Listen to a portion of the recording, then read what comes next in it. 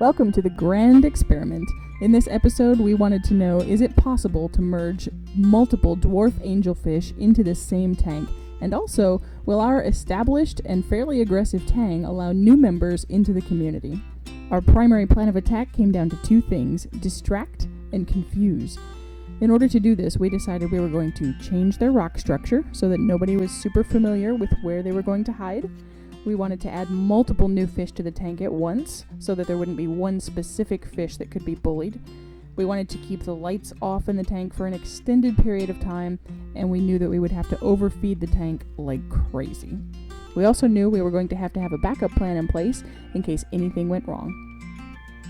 Alright, first things first. So, in order to get started, we had to change their rock structure. We wanted to make sure that nobody was super comfortable anymore, and that the new guys had some dart holes and places to sleep. We didn't want anybody fighting over a home. This is a picture of what our tank looked like before we added all the rocks, just in case you forgot. And here's a picture of what it looks like now. So we had a bunch of extra live rock that was in the quarantine tank that some of these fish were coming from. So we grabbed a bunch of that and we brought it over into the 90-gallon. So now there's lots of new hiding places, but unfortunately it does create that dreaded wall of rock that everybody tries to avoid. I will say that it's a small price to pay right now as we try to transition everybody into the new 210. Our ultimate goal is to build their community, get them comfortable with each other, bring the new fish through quarantine, and then migrate everybody into the new tank that we're building. So it might not look great right now, but it's a small price to pay for their comfort and their safety. Now remember, just moving the rock work does not solve all of the problems. As soon as the fish went into the tank, I spent hours watching them, taking video until my phone battery died, watching for any signs of really serious aggression. So initially, when everybody went in the tang was upset at everybody. He was chasing everybody that was new. He was even chasing fish that he had been friends with and in that tank with for almost a couple of years now. So the hierarchy was up for grabs. Everything was upended. They do have ways of sorting out this hierarchy without actually fighting. You can see this little dance that the lemonpeel angel and the spot breast angel are doing, where they're kind of sizing each other up. They're doing what I call it plating, but I'm sure there's another actual term for it. But you'll see a lot of the fish do this when they are introduced to a new tank or there's new members. They're all trying to figure out where they sit, who's the biggest, who's the strongest, who's going to get the food, who gets the best houses. So I watched for things like this. All of that is actually good to see. They're starting to figure it out and they're not actually actively attacking each other. Every now and then there were little tiny spats, but there was nothing super aggressive other than a bit of chasing from the lemonpeel angel to the coral beauty angel for a little bit, but it was not consistent and it wasn't constant. So, the coral beauty did have breaks, and he also wasn't super shy. So even though he might be chased away for a minute, he didn't seem like he was just cowering constantly in a corner. He was brave enough to continue venturing out, so I let them work it out. Interestingly enough, the fish that had the hardest problem acclimating into this tank was not the coral beauty angel. It was actually the spot breast angel we called Troy. For whatever reason, the lemonpeel angel kept sizing him up and having little skirmishes with him, and the tang decided that he was the fish to be persecuted. And so as time went on, over the first evening, there was more and more interaction with the tang. And over the next couple of days, that behavior continued to escalate until I had to intervene.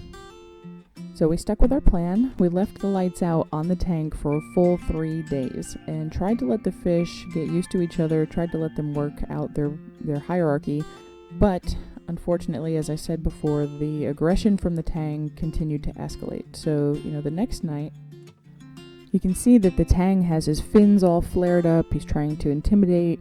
He's actually stalking this fish around the tank, and he starts charging. He starts trying to push him out of the way, and eventually he's trying to swipe at him with his tail and actually trying to do damage. Now, there were a couple of different things going on here. For one, Troy was the biggest fish that we put into the tank, but he also looked a lot like the tang in his body shape and in his coloring. So he has that yellow fin on the top, he has the blue body, he even has kind of a similar tail structure. So he became the target, and Unfortunately, the spot breast angels are actually known for being quite peaceful, and his temperament was not really a great match for the rest of these fish, who are all semi-aggressive to can be fairly aggressive as they get older. I noticed that the tang was really getting into bully mode. At this point, he is outright harassing and almost even trying to damage, injure, intimidate.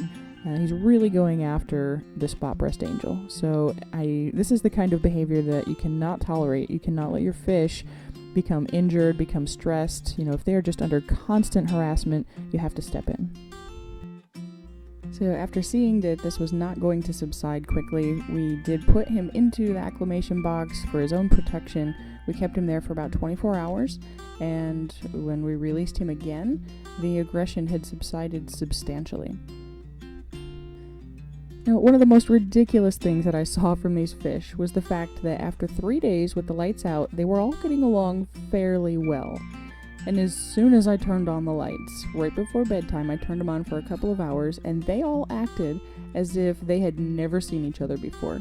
The change in the lights and bringing it on made everybody go crazy for at least 20 or 30 minutes. And it seemed like over that time they started to calm down, like, hey, are you still the same fish? I'm still the same fish. Are you going to be a jerk now? I'm not going to be a jerk. You good? We're good. It was the craziest thing I had ever seen. It's like they just forgot who they were. In all of this craziness, it's really easy to forget about my sweet little clownfish. They have their spot that they love to host on this rock, and for some reason, the coral beauty decided that he also wanted that spot all the time, wanted to be swimming through it.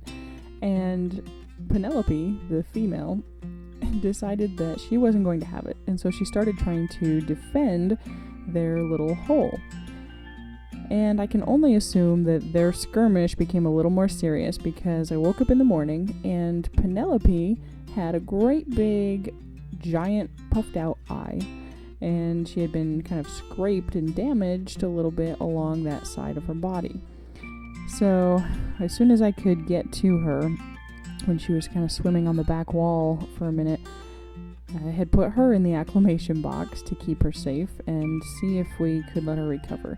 These fish were pretty healthy, so we watched her just for a few days, and the swelling was coming down, so we didn't actually have to treat it. It did resolve on its own, but it created a weird scenario where Poe, her bonded male, wanted to be with her, and so he was always hanging out by the acclimation box. So one evening I went ahead and grabbed him and put him in there with her, and they actually have stayed in there for a long time. They're not going to be in the 210, so it's not super important that they are acclimated into this little society. They don't really need to be a part of the hierarchy.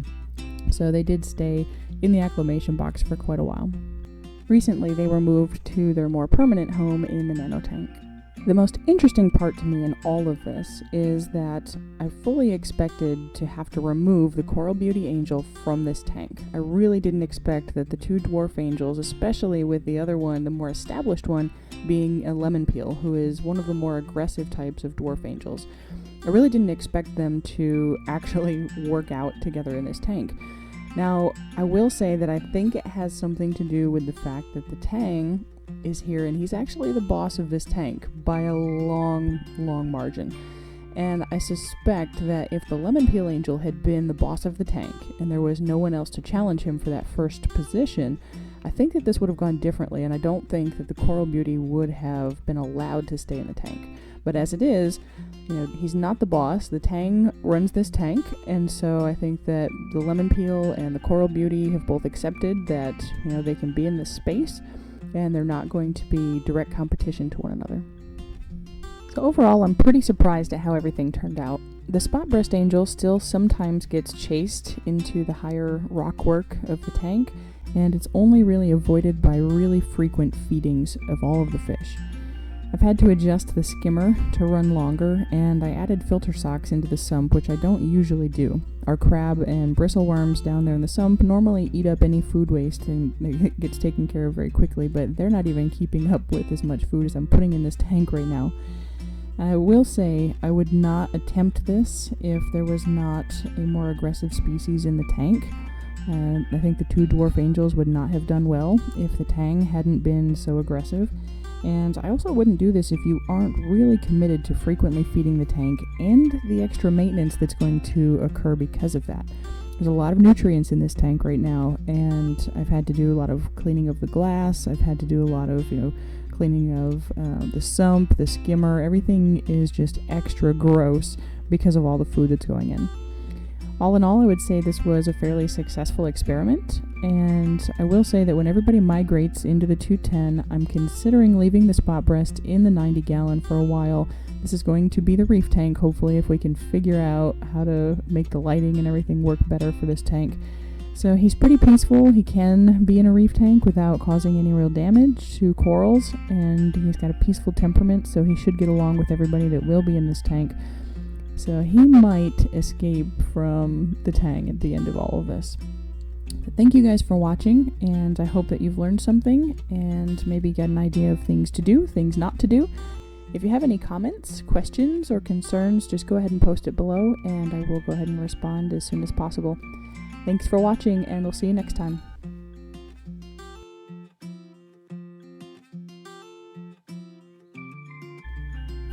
Look at Bruce. He doesn't know what to do with all this space. He just came out of that nano tank. He's just having a ball. He's like he's been turned loose in the ocean. He's just one side to the other. He doesn't know what to do with all this space.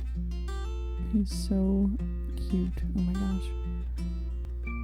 Nobody really bothers him. He just seems to do whatever he wants. He's not scared. He'll hide. Like he'll skirt around a rock, but he does not give a crap. He just loves that current, that flow that's right there across the front of the tank.